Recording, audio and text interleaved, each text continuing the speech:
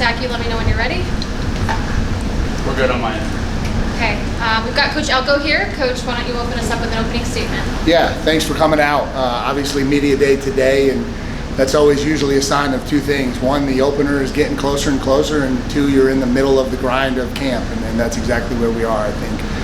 The kids have done a really good job of pushing through to this point, but I told them recently, this is where seasons get made. That stretch in the middle, far removed from the beginning, far removed from the end, where you don't really have a lot.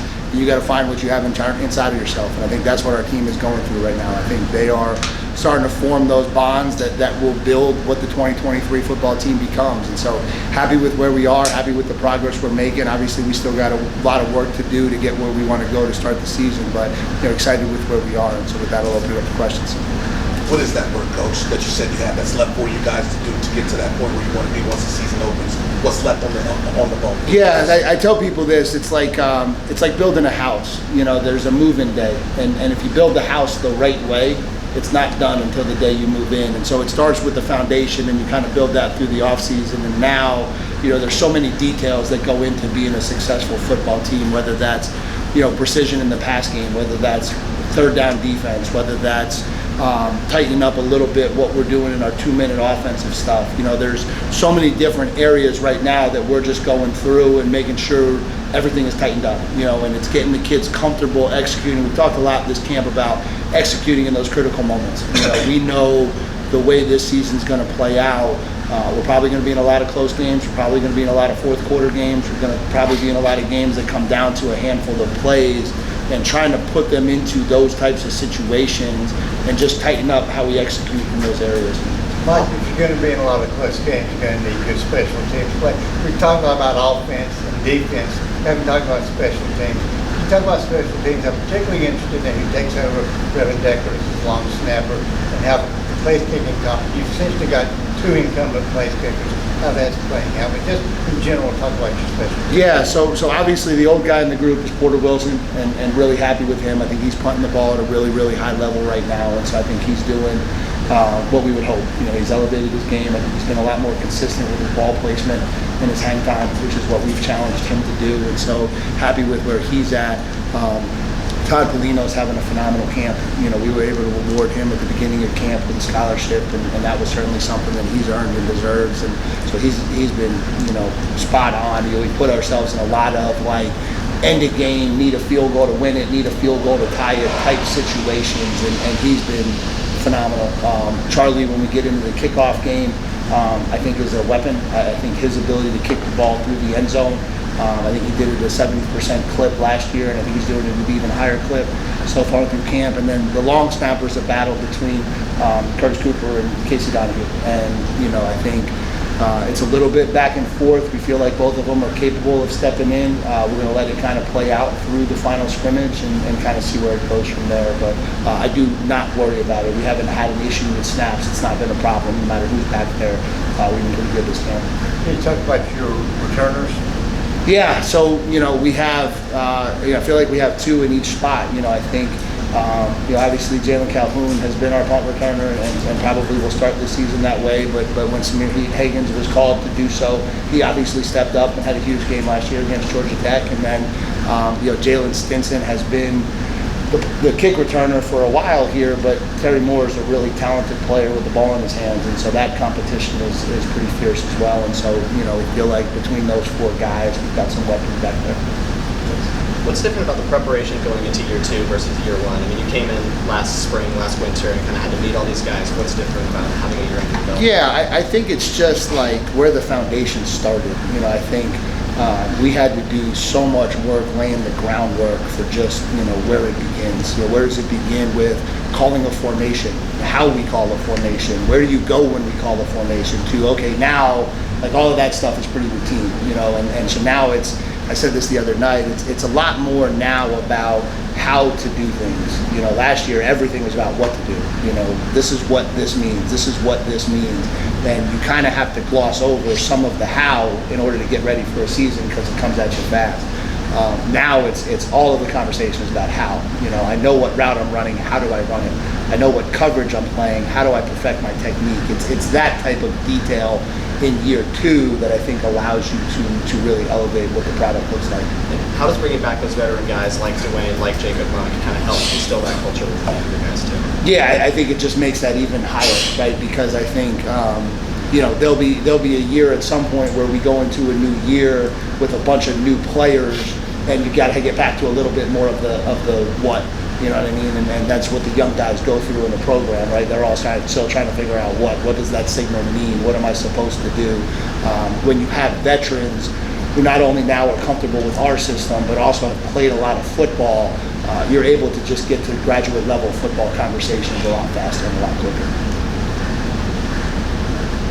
Last year there was a noticeable difference, like a Nicky Dalmolin from spring to opening week. Is there another player or two this season that maybe in that body formation or gaining weight or cutting it, whatever, it's made a big body transition? Yeah, it's a great question. I mean, a lot of them, I'm just trying to think of who to highlight. Like Aeneas Beebles, I think, is a kid who has had a really, really strong camp. Really excited with the progress that he's made and where he's at right now. Josh Pickett has had a really, really strong summer. He is a much stronger and more confident corner right now than I think he was in the spring, and so really happy with him. It's been great to see Miles and Al take a year, a summer further along in what we're trying to do. And then you look at guys like Chandler Rivers and Brandon Johnson, who are still developing and getting better, and so I think that part of it's been really good. It's been great adding Jeremiah Lewis into the fold.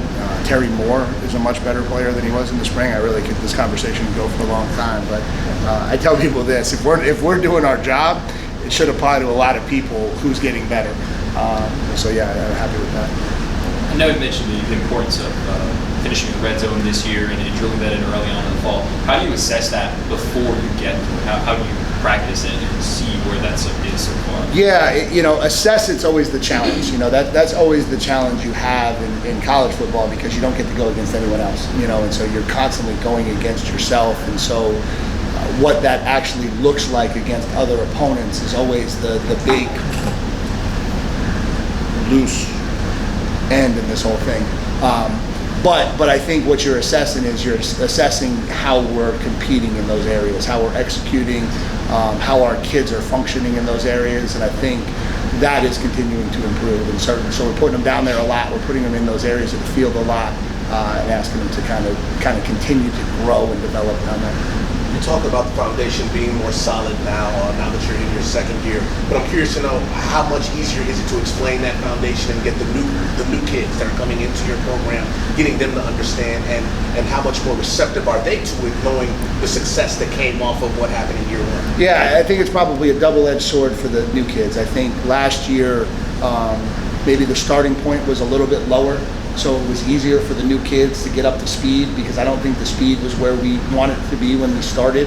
The bad side for the kids who came in last year was there weren't a lot of older guys who knew what it was all about yet, and so they didn't have that mentorship and leadership of guys who had been through a fall camp with this staff and what that was all about. I think now that's there, right? The leadership, the mentorship, the older guys know what playing football at Duke is all about now, and so they're able to put an arm around those young guys and kind of help them through some things and tell them what to expect. Now on the flip side, the speed of everything is a lot faster, and so now as a young guy, you're truly making the jump from high school to ACC football at the pace it should be played at, and so I think that's been probably the biggest challenge for the young guys. Coach, you talked about last year trying to build the Duke football program up to a national spotlight. What is the next step to reach that that level? Is it simply just winning games, or is it more the style of football you guys are going to play, things off the field? Kind of walk us through what it's like. Yeah, I think it's just continuing to put our program out there for people to connect with in every aspect of that, and so it's continuing to connect to the Durham community in the Triangle and building game day atmosphere and building ticket sales and creating the environment that our kids deserve to play in, and that's something we're working at tirelessly, right? And that's a process that will continue to go. It's making sure every time people show up here for a game that the fan experience and the experience in the stadium is something that they want to be part of. And a lot of that is the product on the field, but a lot of that is how we treat people when they come into the stadium and what the atmosphere is like, and making sure that we button up all of those areas. And then I think it's just stacking consistency. I think that's really what programs need to do to continue to grow and be in the national narrative is people need to know what to expect from your program year in and year out. And so, right now, if you look at us in a 2-year window, a 3-year window, a 4-year window, it's not consistently where we would want it to get to. And so it's just continuing to build on what we did and knowing that that's just the beginning for where we ultimately want to get to. Coach, looking at the opener, obviously it's difficult to prepare for any team in the new year, but is it any more challenging trying to prepare for a team with a completely, presumably new offensive scheme, a quarterback that's only played a couple of games? Could you talk about the challenges? Yeah, I think it's the biggest challenge is trying to figure out who you're watching. It's when you're watching cut-ups getting ready for this opener, you're watching a whole bunch of different teams because you're watching a little bit of Clemson, obviously, from a personnel standpoint and trying to see what Cade's all about and what their skill guys are all about and trying to match personnel. But then every time you're having a scheme conversation, you're watching TCU, you're watching SMU, and so sometimes it's trying to keep it all straight is the biggest challenge. But I think people sometimes make too much of openers, in my opinion. We go into every opener every year anticipating we don't know it all. That's just the reality of it, and it's become probably even more so with the portal and the way things change and the way things evolve. Like, we don't know what people's rosters truly look like, and so I think you go into every game in the opener trying to have a big enough plan, knowing that you're going to have to change. You're going to have to be able to adjust on the fly and kind of figure out what's really going on out there and adapt as it goes. And so we'll certainly do our preparation and we'll certainly have our kids ready, but I think what you look for in an opener in general is usually bigger. I don't know that it's a ton different this year. Do you have a handle now on which freshmen might not redshirt this year? No, and we'll let that continue to play out through the second scrimmage and kind of see where that goes. When is the second scrimmage? Yeah, Wednesday.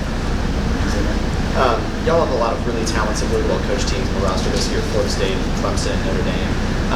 What's something from last year that you think you need to improve upon this year to make sure that you emerge on the right side of all those tough those fourth quarter games, as you were saying? Yeah, I think we looked at a couple different areas. I think one, it's winning situational football. I think how we perform in the 2-minute drill, on both sides of the ball. I think you can look at some of those games and see some failure in those areas that cost us. I think it's how we finish drives in the end zone. We call them 4-point plays, but the difference on a 3rd and goal from the 5 is really 4 points, right? And if you can score a touchdown, it's those things are huge swings. And when you're talking about losing games by an average of 4 points per game, those plays matter a lot. It's continuing to do the things that we did from a turnover standpoint, from a running the ball standpoint, from a stopping the run standpoint, and then tightening up those other areas, I think is where the margin gets closed. Year 2, Coach. How will you go about keeping that momentum within the program? Yeah, I think it's just continuing to find ways to elevate our brand and what we're doing. I think like I said, when we got here, we were here to build something. We weren't here to just kind of become a flash in the pan. And so trying to continue to build our social media presence, trying to continue to build winning football, trying to continue to generate more fan support.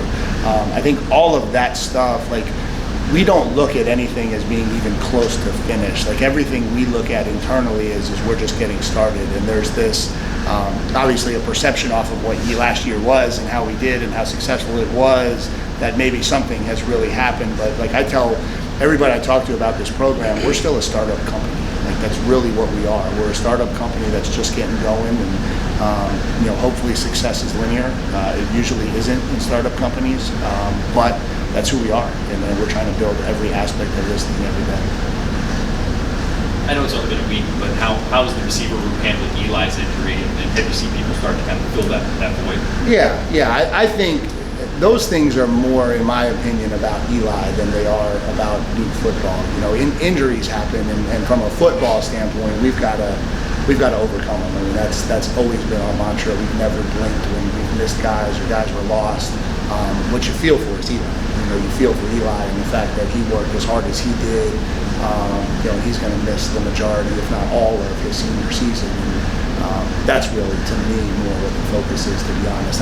We'll be fine on the play from a play standpoint because we have to be. We don't have a choice. I just try to put our arms around Eli and make sure he's okay and that he's handling this okay, because I know he had big expectations for what he was going to add this year to the team. I've got a follow-up on your social media point. What do you think kind of improving that social media presence does, not only for recruits, but also for building a culture and fan base outside of practice field? Yeah, I mean, I think if you ask most businessmen today, they would tell you social media is the #1 advertising platform in America. And if you're trying to build interest in and around something, social media is a place for that. And so as we try to get people more excited about Duke football and we try to make Duke football a more known commodity, we're trying to advertise. That's a piece of what we're trying to do. And, there's so many different ways you can do that on social media now. You can give access to your players. You can give access to what's going on in your program. There's a lot of different things that you can do to get people excited about what you're doing as a program. And so that's kind of, it's really an advertising tool in my eyes. Anything else for Coach? Awesome. Thank you guys. We'll have Appreciate Coach you guys. Johnson shortly.